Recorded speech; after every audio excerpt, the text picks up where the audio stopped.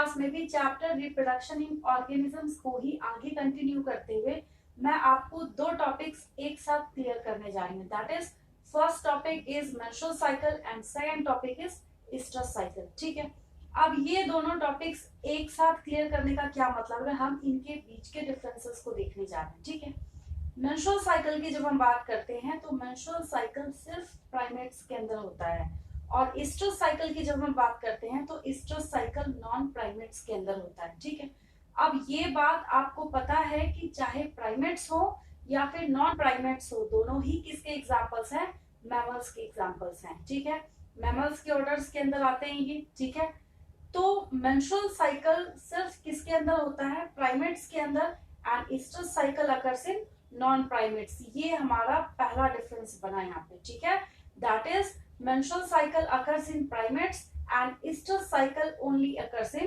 non-primates। ठीक है, पहला डिफरेंस याद हो गया आपको।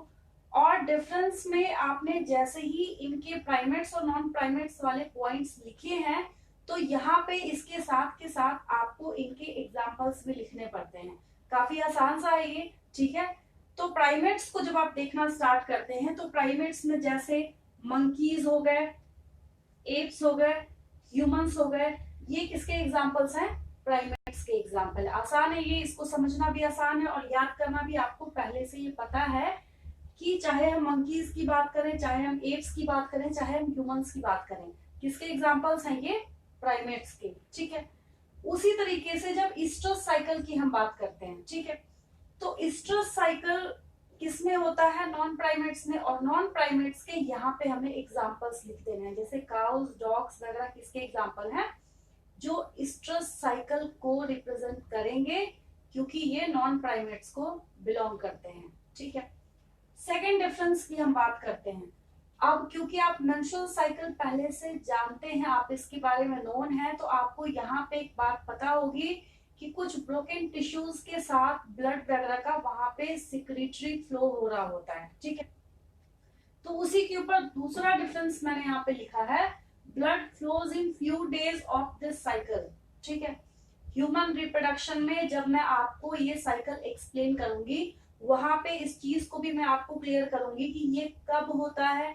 जैसे ही मेंस्ट्रुअल साइकिल वहां पे स्टार्ट होगा तो स्टार्टिंग डेज में वहां पे ये साइकिल अकर होता है। ठीक है, बट जब एस्ट्रस साइकिल की बात की जाती है, एस्ट्रस साइकिल में ब्लड का कोई भी फ्लो नहीं होता, सिक्रीशन नहीं होता, वहां बॉडी से इस तरीके से इस वे में आउट नहीं होता। ठीक है, तो ये दूसरा डिफरेंस भी काफी आसान सा था। ठीक है, काफी इजी है दूसरा डिफरेंस भी। अब आप एक बात समझिए, यूट्रस के जब लाइनिंग्स को देखना स्टार्ट करते हैं, ठीक है, तो काफी आसान सा है, इसलिए मैं आपको ये बोल रही हूँ, ये टर्म्स मैं आपको बोल रही हूँ, बट मैं नेक्स्ट चैप्टर में भी आपको बताऊंगी, मतलब next to next, that is human reproduction, कि यूट्रस के जब आप वॉल्स को देखना स्टार्ट करते हैं, ठीक है, तो एंडोमेट्रियम उसके अंदर की लाइनिंग है। एंडोमेट्रियम क्या है, उसके अंदर की लाइनिंग है। एंडो मीन्स अंदर ही होता है या इनर। ठीक है, तो एंडोमेट्रियम वहां पे इनर लाइनिंग ऑफ क्या है, यूट्रस है। ठीक है, मिडिल में M for middle and M for myometrium. ठीक है, मायोमेट्रियम क्या है, यहाँ पे मिडिल लेयर है। ठीक है, पेरी मीन्स पता है आपको, आउटर सरफेस या आउटर पेरीफेरी की जब हम बात करते हैं तो वहां पे पेरी वर्ड आता है। तो यहाँ पे भी क्या है, पेरीमेट्रियम आउटर वॉल है किसका, यूट्रस का।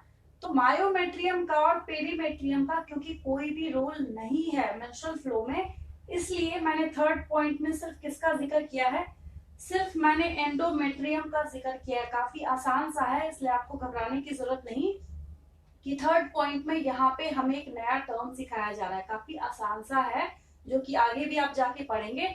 मैंने आपको कौन सा वर्ड बोला है, एंडोमेट्रियम बोला है। ठीक है, तो एंडोमेट्रियम की जब हम बात करते हैं तो जो ब्रोकन एंडोमेट्रियम होता है वो मेंस्ट्रुएशन के टाइम में बॉडी से बाहर रिलीज हो रहा होता है सिक्रीशंस के थ्रू। ठीक है, तो ये आसान सा है। तो जब ऐसा प्राइमेट्स के अंदर होगा तो ऑब्वियस है कि ऐसा किसमें नहीं होगा, नॉन प्राइमेट्स के अंदर नहीं होगा। वहां पे क्या होता है, जो ब्रोकन एंडोमेट्रियम होता है उसको रीअब्सॉर्ब कर लिया जाता है, किसके केस में, नॉन प्राइमेट्स के केस में। ठीक है, तो तीसरा डिफरेंस भी काफी आसान सा आया आपके पास यहाँ पे, ठीक है। नेक्स्ट जब हम डिफरेंस की बात करते हैं, that is our fourth point. तो फोर्थ पॉइंट भी काफी आसान सा है। मेंस्ट्रुअल साइकिल की जब हम बात करते हैं तो मेंस्ट्रुअल साइकिल के टाइम में फीमेल में कोई भी सेक्सुअल अर्ग नहीं होता, ठीक है।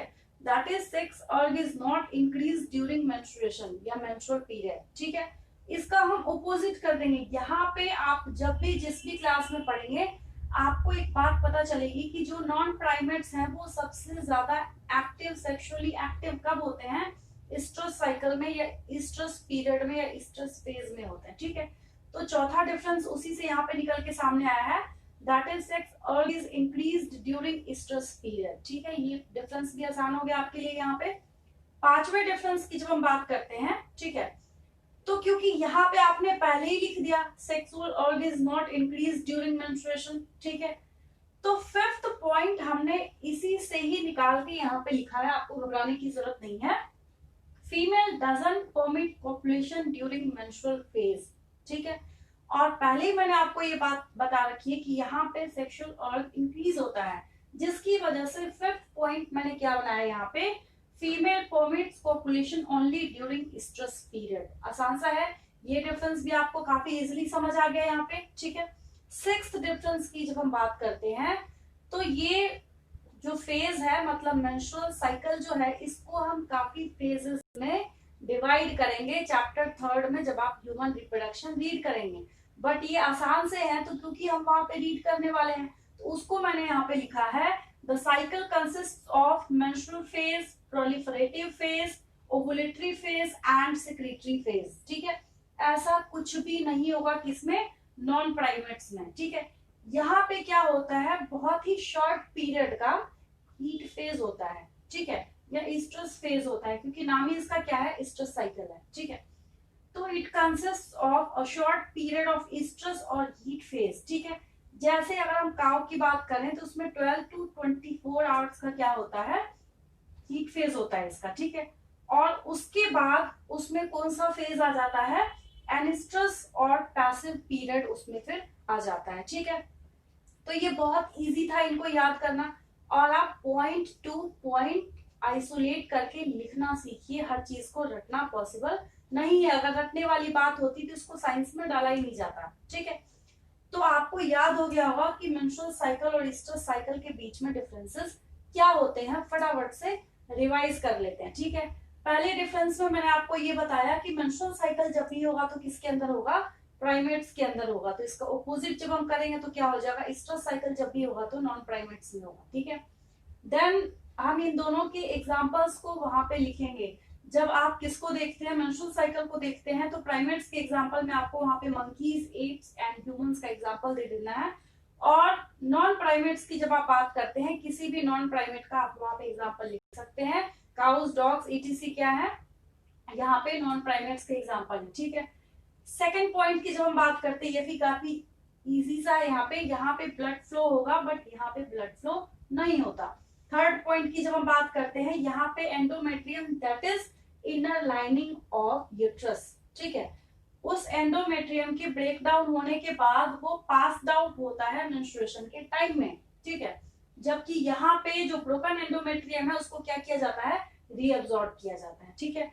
देन फोर्थ पॉइंट की जब हम बात करते हैं, सेक्सुअल अर्ग यहाँ पे इंक्रीज नहीं होता बट यहाँ पे इंक्रीज होता है स्ट्रेस फेज में, ठीक है।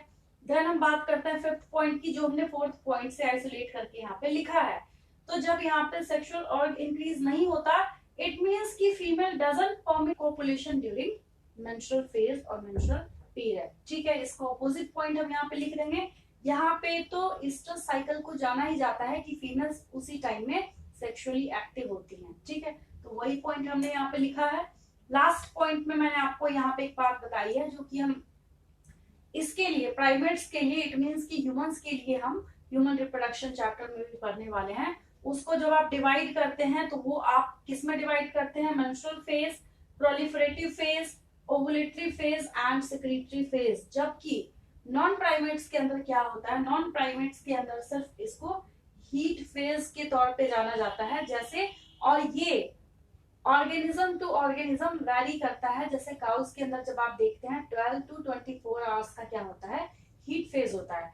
उसके बाद के फेज को हम फिर किसके अंदर काउंट करेंगे, पैसिव पीरियड के अंदर या अनिस्टस फेज के अंदर हम उसको काउंट करते हैं। ठीक है, काफी आसान सा ये भी टॉपिक था। आपको अभी तक नहीं पता होगा कि इन दोनों के बीच में डिफरेंसेस क्या होते हैं, क्योंकि यहाँ पे आपके लिए स्ट्रेस साइकिल न्यू था। लेकिन मेरे ख्याल से आपको आज के बाद से इन दोनों के बीच में कोई भी डिफरेंस लिखने में डाउट्स नहीं आएंगे।